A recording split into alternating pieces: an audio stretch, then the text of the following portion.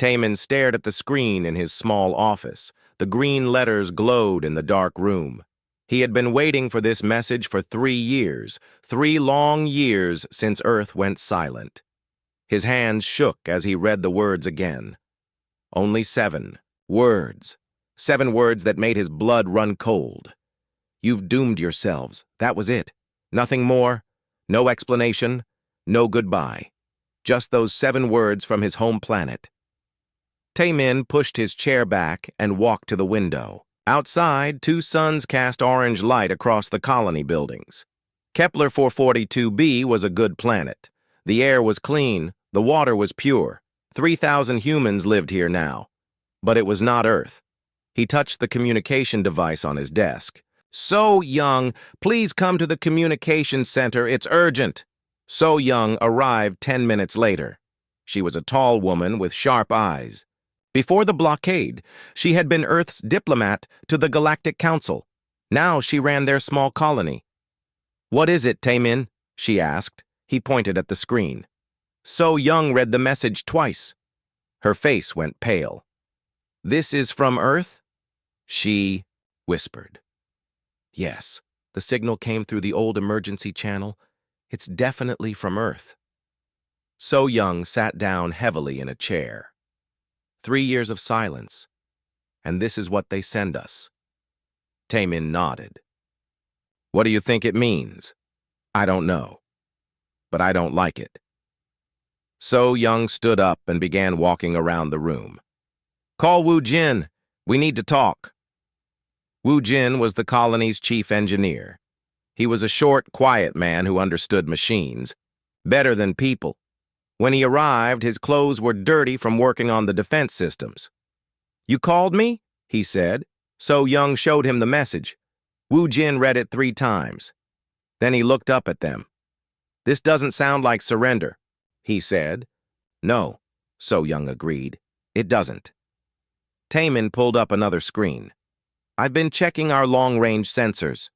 There's something strange happening in nearby systems. The screen showed a map of local space. Red dots marked where they had detected unusual energy readings. What kind of energy? Wu Jin asked. I don't know. It's not like anything in our databases. The readings started appearing 2 weeks ago. So Young studied the map. These are all hegemony systems. The Hegemony Alliance was the group of alien races that controlled most of the galaxy. 5 years ago, they had demanded that humans give up their faster-than-light travel technology. When Earth refused, the Hegemony put a blockade around the planet. No ships in or out, So Young remembered. No communication, no trade. They wanted to force Earth to surrender. But Earth never surrendered, Taemin said. No, they just went quiet. Wu Jin was still looking at the energy readings. These signatures are moving. Whatever is causing them, it's not staying in one place. Moving where? So Young asked. Toward the core systems, toward the hegemony's main worlds. The 3 humans looked at each other. They were thinking the same thing, but none of them wanted to say it. Finally, So Young spoke. You think Earth survived the blockade? More than survived, Wu Jin said. I think they built something. Something new. Taemin felt a chill run down his back. But what could they build in just 5 years? The hegemony has thousands of ships. Earth was cut off from everything. Humans are good at building things when they're desperate, So Young said quietly. She walked back to the window. The orange suns were setting now. The sky was turning purple. I was there during the last negotiations, So Young continued. Earth's ambassador tried to warn them. He said humans don't surrender. He said we adapt. What did the hegemony say? Taemin asked. They laughed. They said humans were too primitive to be a real threat. They said the blockade would teach us our place. Wu Jin was checking more sensor data. These energy readings are getting stronger, and they're getting closer. Closer to what? So Young asked. To us. The room went quiet. Outside, the first stars were appearing in the purple sky. Taemin broke the silence. Do you think Earth is coming for us? I don't know, So Young said, But that message, it wasn't sent to us. What do you mean? Think about it. Earth has been silent for 3 years. Why send a message now? And why just 7 words? Wu Jin understood first. It wasn't meant for us. It was meant for the hegemony. A warning, So Young nodded. Or maybe a promise. Taemin felt his heart beating faster. You think Earth is at war with the hegemony? I think Earth is about to be, So Young said. She turned away from the window and looked at both men. We need to prepare. If something is coming, we need to be ready. Ready for what? Taemin asked. I don't know. But that message, you've doomed yourselves. That doesn't sound like Earth is losing. Wu Jin was already moving toward the door. I'll check our defense systems, make sure everything is working. Good, So Young said. Taemin, keep monitoring the communications. If Earth sends another message, I want to know immediately. What if the hegemony tries to contact us? Taemin asked. So Young thought for a moment. Don't answer. Not yet. Let's see what happens first. After the men left, So Young stood alone in the communications center. She looked at the message on the screen again. You've doomed yourselves. She remembered the hegemony ambassador's words from 5 years ago. Humans must learn to follow the rules of civilized species. But humans had never been good at following rules, especially when those rules meant giving up and dying quietly. So Young smiled for the first time in months. Maybe Earth hadn't given up after all. Maybe Earth had been planning something. Outside, more stars appeared in the night sky. Somewhere out there, strange energy readings were moving through hegemony space. Moving closer. Whatever Earth had built. During those 5 silent years, the galaxy was about to find out. And from the sound of that message, the hegemony wasn't going to like it. Jae-ho stared at the reports on his desk. 6 months had passed since Earth's last transmission, and the hegemony was losing ships. Not just a few ships. Entire battle groups were disappearing. The attacks always followed the same pattern. A distress signal would come from an outer rim station.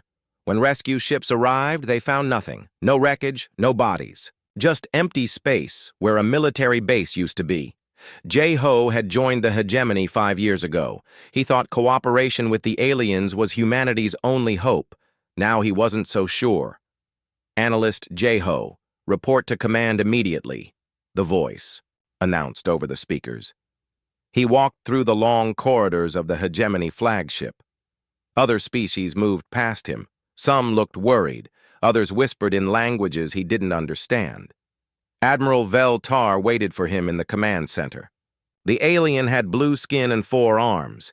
His species had ruled this part of the galaxy for 1,000 years. Show me what you found, Vel Tar said.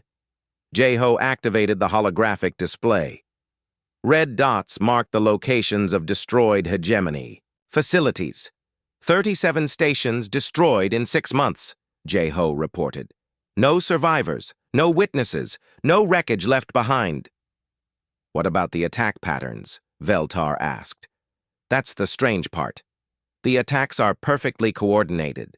Multiple targets hit at exactly the same time, even when they're hundreds of light years apart. Vel Tar's 4 eyes narrowed. What kind of technology allows that? Unknown. But the energy signatures we've detected, they're human. The Admiral's skin changed from blue to purple. That meant anger in his species. Impossible. Humans don't have that kind of technology. The readings don't lie, Jae-ho said quietly. Across the bridge, Mira was monitoring incoming reports. She was a tactical officer who had worked with humans before the blockade. She knew how humans thought in battle. Admiral, she called out. We're receiving a distress signal from Outpost Kappa 7. Put it through, Vel Tar ordered. The voice that came through the speakers was panicked. This is Kappa 7. We're under attack. Ships appearing out of nowhere. They're not responding to our signals. Static filled the channel. Then silence. Send. A patrol to investigate, Veltar commanded. Sir, Mira said. Captain Dongsu's ship is closest. They can be there in 2 hours. Captain Dongsu was an experienced commander. His ship, the Thunderstrike, had fought in many battles. When he arrived at Kappa 7, he found nothing but debris floating in space. This is Thunderstrike, Dongsu reported. The outpost is gone, completely destroyed. Any sign of the attackers? Mira asked. Negative, but I'm detecting some unusual energy residue. Suddenly, alarms began ringing on Dongsu's ship. Contact! 3 ships decloaking off our starboard side. On the main screen, the attacking vessels appeared. They were sleek and black, unlike any design in the hegemony databases. But the energy signatures were definitely human. Open a channel, Dongsu ordered. No response, Captain. They're not answering. The enemy ships moved with impossible speed. They seemed to phase in and out of normal space, making them hard to target. Fire all weapons, Dongsu commanded. The Thunderstrike's energy beams lanced out toward the attackers, but the beams passed right through them as if they weren't there. How is that possible? The weapons officer asked. Before anyone could answer, the enemy ships returned fire. Their weapons were unlike anything the hegemony had seen. Instead of energy beams, they fired something that looked like concentrated darkness. The dark energy struck the Thunderstrike's shields. The shields held for a moment, then simply disappeared. Shields are gone, the engineer reported. But I don't understand how. The energy readings make no sense. The second volley hit the ship's hull directly, but instead of exploding, the Thunderstrike began to change. Parts of the ship started dissolving, as if the atoms themselves were coming apart. Abandon ship, Dongsu ordered, but the escape pods wouldn't launch. The ship's systems were failing one by one. Through the view screen, Dongsu could see one of the enemy ships up close. For just a moment, he glimpsed the pilot. It was human, but something was wrong. The figure moved too quickly. Its eyes glowed with an unnatural light. This is Thunderstrike, Dongsu transmitted his final message. The attackers are human, but they're different. Tell the hegemony. Tell them we were wrong about Earth. The transmission cut off. Back on the flagship, Jeho analyzed the data from the battle. The more he studied it, the more worried he became. Admiral, he said, these aren't the humans we knew 5 years ago. What do you mean? Veltar asked. The, technology they're using, it's impossible. Ships that can phase through solid matter, weapons that dissolve molecular bonds, perfect coordination across vast distances. Mira was studying the tactical data. There's something else. Look at how they move. No human pilot could react that fast. It's like they know what we're going to do before we do it. You think they're using artificial intelligence? Veltar asked. No, Jeho said quietly. I think they changed themselves. The command center went silent. The idea was horrifying to most alien species. They had evolved slowly over millions of years. The thought of deliberately changing themselves was unthinkable. The blockade, Mira whispered. We trapped them on Earth for 5 years. We thought we were forcing them to surrender. Instead, we gave them time to evolve, Jeho finished. Admiral Veltar's skin turned from purple to pale gray. That meant fear. How many humans were on Earth when we began the blockade? He asked. 12 billion, Jeho answered. And now? Unknown. Earth is still silent, but these ships, there are more of them every day. On the main screen, a new report appeared. 5 more hegemony outposts had gone dark in the last hour. They're accelerating their attacks, Mira observed. No, Jeho corrected. They're just getting started. He called up a projection of local space. Red dots marked the destroyed facilities. But now Jeho could see the pattern. They're not attacking randomly. Look at the positions. They're cutting off our supply lines, isolating our main bases. Strategy? Veltar asked. More than that.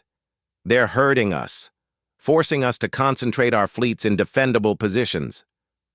Why would they want that? Jeho studied the pattern for a long moment. Then he understood. Because it's easier to destroy us all at once. The Admiral's 4 hands clenched into fists. Send a message to all hegemony worlds, maximum alert, all fleets to rally at the core systems. Sir, Mira said. What if that's exactly what they want us to do? Veltar looked at the tactical display. The red dots were spreading like a disease through hegemony space. Then we're already lost, he said quietly. Far away on Earth's abandoned surface, automated transmitters sent out a simple message to the human ships scattered across the galaxy. Phase 1 complete. Begin Phase 2. The real war was about to begin. 5 years earlier, Dr. Hyun Soo stood in his laboratory deep beneath the streets of Seoul. Above ground, hegemony ships surrounded Earth like a metal cage. No ships could leave. No supplies could enter. The blockade is complete, his assistant reported. All orbital stations have been destroyed or captured. Hyun Soo nodded calmly. He had been expecting this. How long before the surface becomes uninhabitable? Food supplies will run out in 18 months, medical supplies in 12. Then we don't have much time. The laboratory was part of Project Deep Root, Earth's most secret research program. While politicians talked about peace negotiations, scientists worked on something else entirely. Show me the test results, Hyun Soo said. On the screen, images appeared of human tissue samples. But these samples were different. They glowed with a faint blue light. The neural integration is successful, the assistant explained. Subjects can interface directly with our quantum computers. Reaction time increases by 400%. What about the cellular modifications? Even better. Subjects can survive in vacuum for up to 6 hours. Radiation resistance is increased by a factor of 10. Hyun Soo smiled. It was working. The human body was adapting faster than they had hoped. Across the city, Yunji was organizing something else entirely. She stood in a vast underground chamber that had once been a subway station. Now it was a meeting place for the resistance. The surface cities are dying, she told the crowd. But we're not giving up. We're going deeper. Around her, thousands of people listened. They were engineers, doctors, teachers, and workers, all volunteers for humanity's most desperate plan. The hegemony thinks we'll surrender when we run out of food, Yunji continued. They don't understand us. Humans don't surrender. We adapt. Behind her, a massive screen showed construction progress. All over Earth, humans were digging, not just basements or bunkers. Entire cities were being built underground. The teleportation network is almost complete, an engineer reported. We can move people and supplies instantly between any 2 points on the planet. Yunji nodded. The teleportation technology had been reverse-engineered from captured hegemony equipment. But humans had improved it far beyond the original design. What about the orbital construction? She asked. Hidden on the dark side of the moon. The hegemony hasn't detected it yet. In a medical facility beneath Tokyo, Sang-wook woke. Up from his 3rd surgery, his body felt different, stronger, faster. How do you feel? The doctor asked. Sang-wook sat up on the table. The room seemed brighter than before. He could hear conversations from 3 floors away. Different, he said. The modifications are working perfectly. Your reflexes are now faster than any baseline. Human. Your bones are stronger than steel, and your brain can process information at superhuman speeds. Sang-wook looked at his hands. They looked normal, but he could feel the power in them. Are there others like me? Thousands, and more every day. The doctor showed him a chart.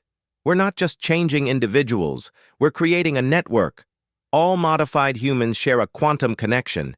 You can communicate instantly with any other. Enhanced human on Earth. As if to prove the point, Sang-wook suddenly heard voices in his head. Not words, but thoughts. Information flowing from hundreds of other modified humans. Status report from New York Underground. Construction ahead of schedule. Tokyo facility. Next batch of volunteers ready for enhancement. Moscow team. Weapon systems testing successful. It was overwhelming at first, but Sang-wook's enhanced brain quickly learned to filter the information. He could focus on specific thoughts or let the collective knowledge flow through him. "This is incredible," he whispered. "This is survival," the doctor corrected. "The hegemony wanted to cage us. Instead, they freed us from the need to be limited by our original biology." On the surface, Earth looked dead. Cities were dark, streets were empty. Orbital sensors showed no signs of life. But beneath the ground, humanity was transforming itself. Dr. Hyun-Soo's laboratories had spread to every continent. In hidden facilities, humans were being enhanced in ways that would have seemed impossible just years before. Some modifications were physical: enhanced strength, speed, and endurance, the ability to survive in space or underwater, improved healing and extended lifespan. Other changes were mental: increased intelligence, perfect memory, and the ability to process multiple streams of information simultaneously. But the most important change was the neural network. Every enhanced human was connected to every other. They could share thoughts, knowledge, and experiences instantly across any distance. "We're becoming something new," Hyun-Soo explained to a group of volunteers. "Not just individual humans, but a collective intelligence. We keep our personalities, our creativity, our independence, but we also gain the ability to think and act as one species." "Is it reversible?" someone asked. "Do you want it to be?" The volunteer thought for a moment, then shook his head. "No. I've seen what we can become. There's no going back." Underground, Yoonji was coordinating the construction of humanity's new civilization. Vast cities stretched for kilometers beneath every major continent. Factories produced technology that the surface world had never seen.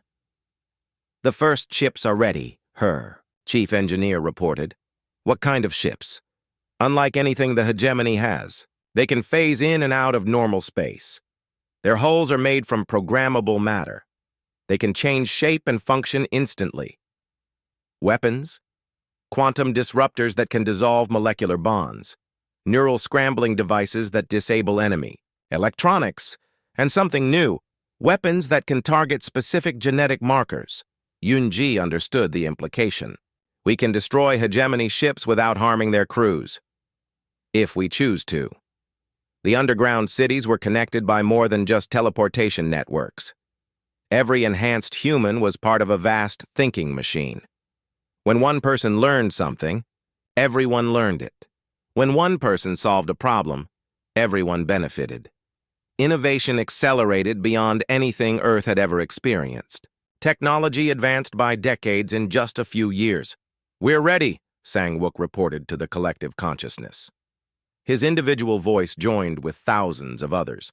He stood in a hidden chamber on the moon's dark side. Around him, the first fleet of enhanced human ships waited in the shadows. Each ship was piloted by enhanced humans who could react faster than any computer. They were armed with weapons that could ignore conventional defenses. Most importantly, they were all connected through the quantum network. "The hegemony thinks they've won," Yoonji's voice echoed through the collective mind. "They think Earth is beaten. They're wrong." Dr. Hyun-Soo added his thoughts to the network. "We gave them 5 years to reconsider, 5 years to lift the blockade, and treat us as equals. They chose to continue their aggression." "Then we make our choice too," Sang-wook said. The collective mind of enhanced humanity spoke as one. "We survive. We adapt. We win." On Earth's surface, the last automated transmitter activated. It sent a simple message toward the nearest hegemony monitoring station. "You've doomed yourselves." The message wasn't a threat. It was a statement of fact. The blockade had given humanity exactly what it needed: Time to evolve beyond the hegemony's ability to stop them. In the hidden lunar facilities, enhanced humans climbed into their impossible ships. The war for humanities. Freedom was about to begin. But this wouldn't be the war the hegemony expected. This would be a war against an enemy that could adapt faster than they could respond. An enemy that could think as one mind while maintaining the creativity of 12 billion individuals. The ships powered up their quantum drives. Soon they would phase into normal space and begin their mission. The hegemony had spent 5 years trying to teach humanity its place in the galaxy. Now humanity would return the lesson. Commander Kyung-ho felt the quantum network pulse through his enhanced mind as his fleet approached the hegemony's Gamma base. 300 ships moved in perfect formation, their hulls shifting from solid matter to energy and back again. Target analysis complete, his tactical officer reported directly into his thoughts. Kyung-ho didn't need to speak. His response flowed through the network to every ship in the fleet. Defensive systems are standard hegemony design.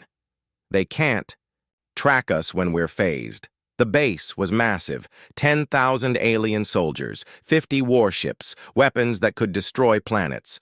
5 years ago, it would have been impossible to attack. Now it was just another target. Begin phase insertion, Kyung-ho commanded. The human ships disappeared from normal space. To the hegemony sensors, they simply vanished.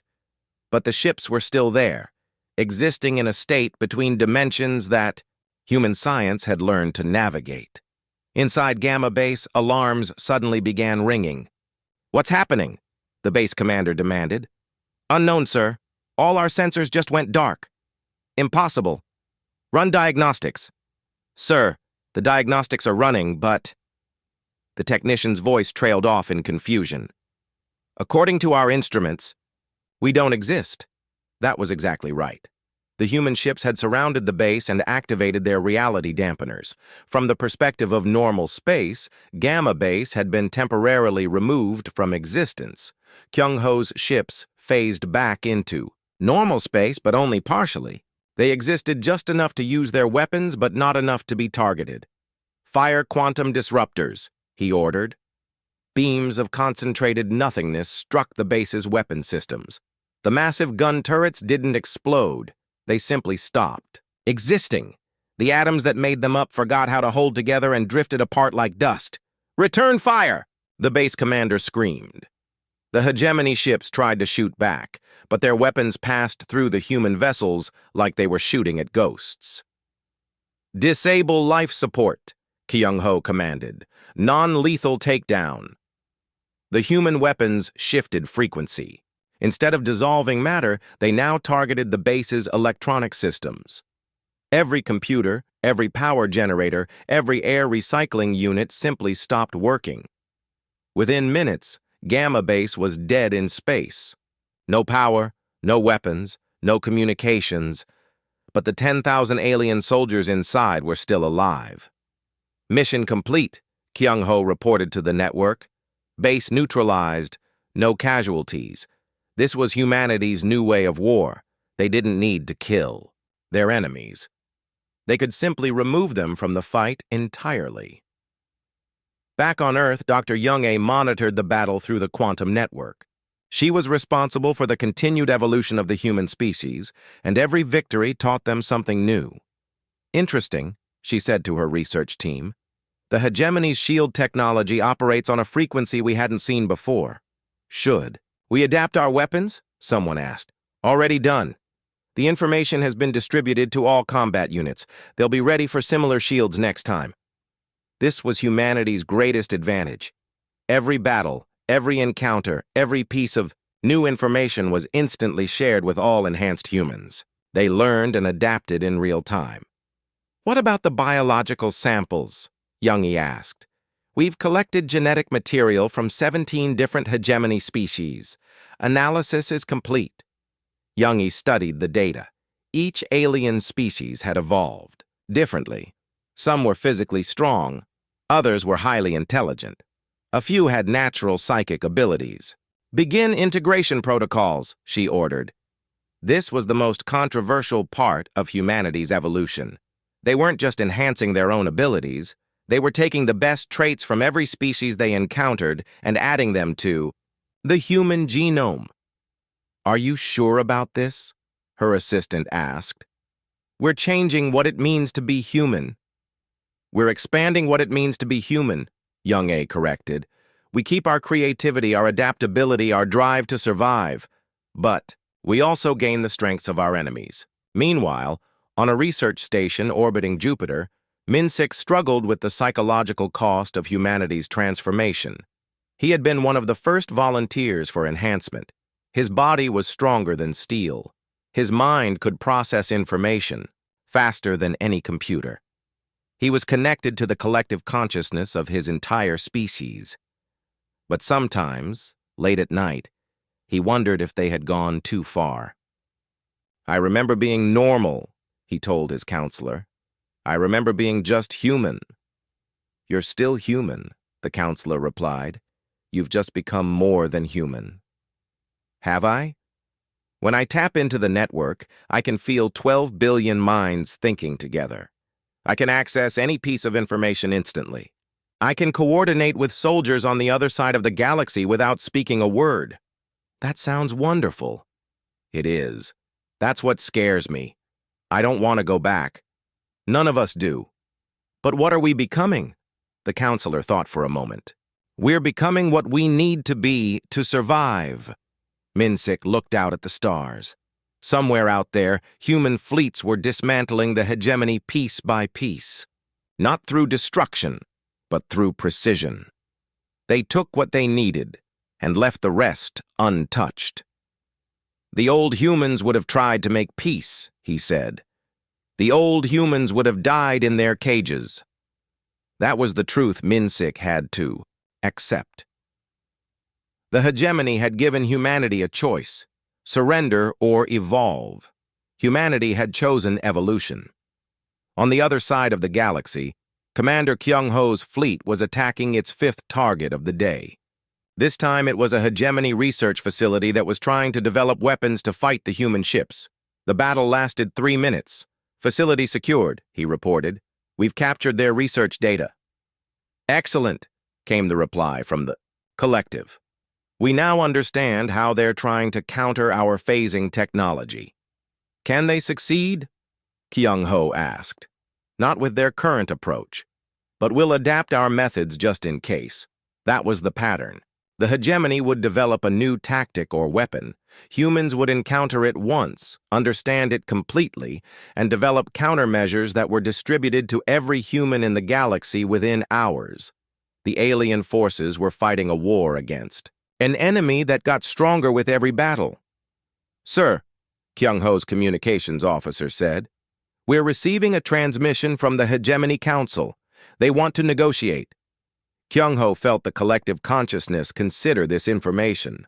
12 billion enhanced minds thought about it for exactly 0.3 seconds. "Tell them we'll consider their proposal," came the response. After they surrender unconditionally, the message was sent. The reply came back within minutes. "They refuse." Then, "We continue," the collective decided. Kyung-ho's fleet moved to its next target. Behind them, the research facility drifted in space, its weapons disabled, its crew unharmed but powerless. This was how humanity fought now. They didn't destroy their enemies.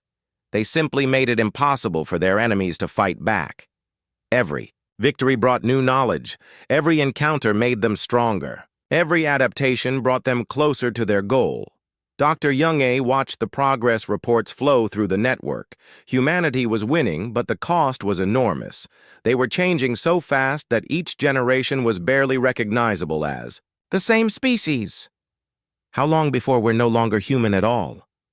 Minsik's question echoed through the collective consciousness.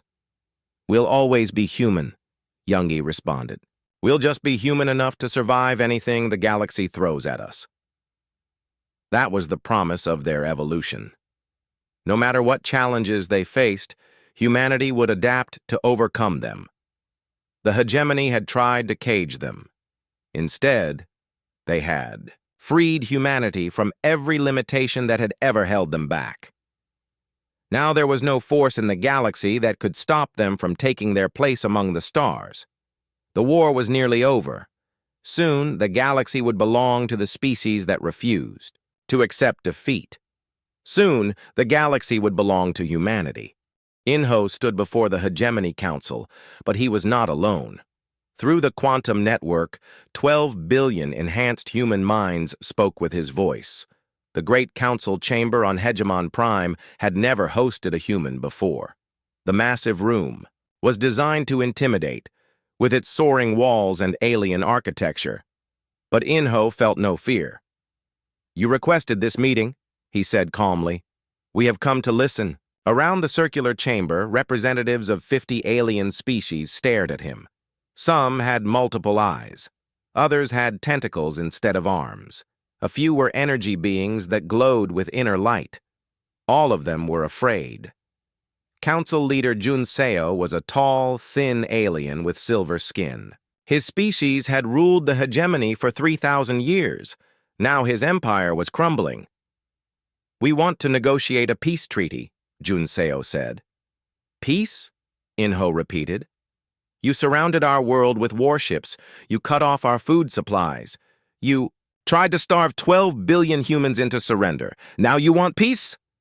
That was a mistake. Yes, it was. Behind Inho, a woman entered the chamber. She looked completely normal. No enhancements visible, no glowing eyes or enhanced muscles. This was Haye Jin, one of the few unmodified humans left in the galaxy. "I speak for old humanity," she said. "The humans you used to know." Junseo looked confused. "I don't understand. What is the difference?" Haye Jin smiled sadly. "Old humans would have tried to forgive you. Old humans would have believed your promises about peace. Old humans would have accepted whatever scraps of freedom you offered." "And new humans?" Junseo asked. Inho answered with the voice of 12 billion minds. "New humans don't need your permission to be free." The council chamber fell silent. Finally, a representative from the Vorthon Empire spoke up. "What do you want from us?" "Nothing," Inho replied. "We don't need anything from you anymore." "Then why are you here?" "Because Haye Jin asked us to give you one final chance." Haye Jin stepped forward. "I remember what humans used to be like. We were curious about other species. We wanted to learn from you, to trade with you, to be part of the galactic community." "That's still possible," Junseo said quickly.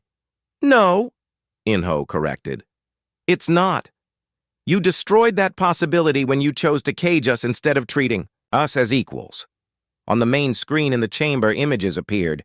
Hegemony worlds, but not as they used to be. Now, human ships surrounded every major planet. The blockade had been reversed. "You have two choices," Inho continued. "You can surrender now and accept our terms, or you can continue fighting a war you cannot win." "What are your terms?" Junseo asked. "Complete reorganization of galactic government. Humans will take leadership of all military forces. All advanced technology will be shared freely. Any species that refuses to cooperate will be relocated." "Relocated where?"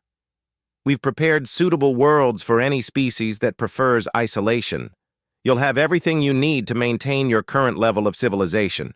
You just won't have the ability to threaten other species." The alien representatives began talking among themselves in their various languages, but Inho could understand all of them now. Humanity had absorbed the linguistic patterns of every species they had encountered. "This is slavery," one representative protested. "No," Yejin said quietly. "Slavery is what you tried to do to us. This is just removing your ability to do it to anyone else." Inho accessed the collective memory of his species. He could see the 5 years of the blockade through 12 billion pairs of eyes. The starvation, the desperation, the children who died because medical supplies couldn't get through.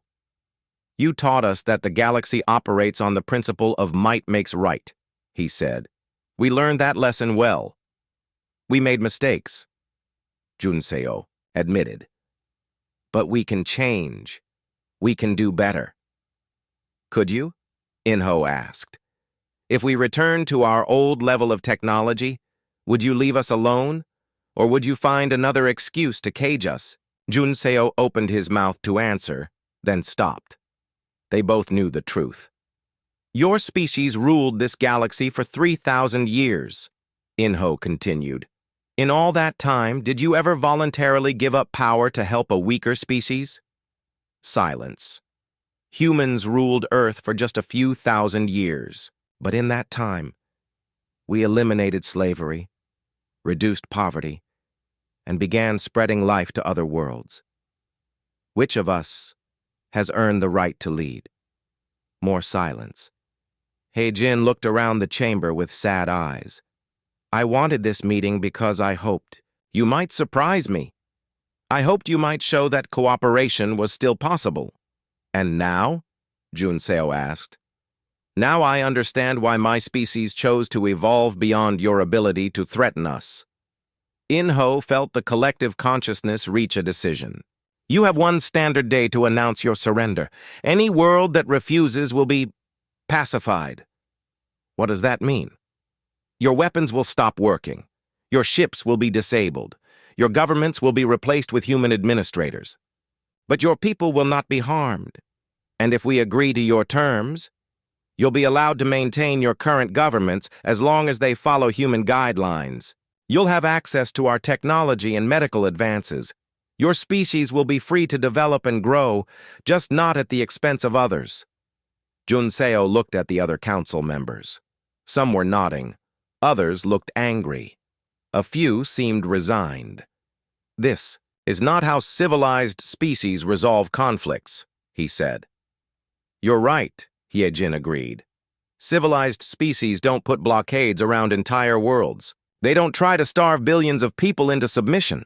They don't assume that primitive species deserve to be caged. Inho accessed the tactical network. Human fleets were in position around every major hegemony world. Enhanced humans had infiltrated every important facility. The war was already over. This meeting was just a formality. The old galaxy is ending, he announced. The question is whether it ends with cooperation or conquest. What guarantees do we have? Junseo asked. How do we know humans won't become as tyrannical as you claim we were? Because we remember being powerless, Heijin answered. Every enhanced human carries the memory of those 5 years when we were trapped and starving. We won't do that to other species. But you'll rule over us. We'll guide you, Inho corrected, just as you tried to guide us. The difference is that we actually have the wisdom and power to do it properly. Inho felt the collective consciousness analyzing every word, every gesture, every micro-expression in the chamber. The enhanced human mind could read the true intentions behind every statement. You're still planning to resist, he observed. Some of you are thinking about secret weapons, hidden fleets, ways to fight back. Junseo's silver skin flushed darker. He had been thinking exactly that. It won't work, Inho continued. We know about your backup facilities on Kepler 438b. We know about the experimental weapons you're developing on Gliese 667c. We know about the emergency fleets you've hidden in the Veil Nebula. How could you possibly? Because we've evolved beyond your ability to keep secrets from us. Every communication you send, we intercept. Every plan you make, we analyze. Every thought you think, we anticipate. The chamber erupted in frightened whispers. This is your final warning, Inho said. Surrender now, and your species will have a place in the new galaxy. Continue to resist, and you'll be relocated to worlds where you can't harm anyone. He turned to leave, then paused. Oh, and Junseo? The fleet you sent to attack our colony on Kepler 442b has been disabled.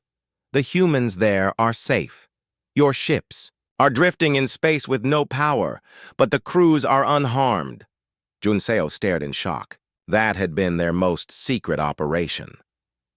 As In-ho and Hye-jin left the chamber, the collective consciousness of humanity waited for the council's decision. They didn't have to wait long. 6 hours later, Junseo's voice was broadcast to every world in the hegemony. The Hegemony Council hereby announces our cooperation with the new galactic government. All military forces are ordered to stand down. All worlds are to prepare for the transition to human leadership. In-ho felt the satisfaction of 12 billion minds. The war was over. Humanity had won. But as he stood on the observation deck of his ship, looking out at the stars, he thought about Hye-jin's words. They had evolved beyond the species they used to be. They were stronger, smarter, and more capable than any humans in history. But were they still human? In-ho smiled. It didn't matter. Whatever they were now, they were free, and they would make sure that no species ever again had to choose between surrender and evolution. The galaxy belonged to humanity now, and humanity would be a better ruler than the hegemony had ever been. After all, they remembered what it was like to be caged. They would never let it happen again.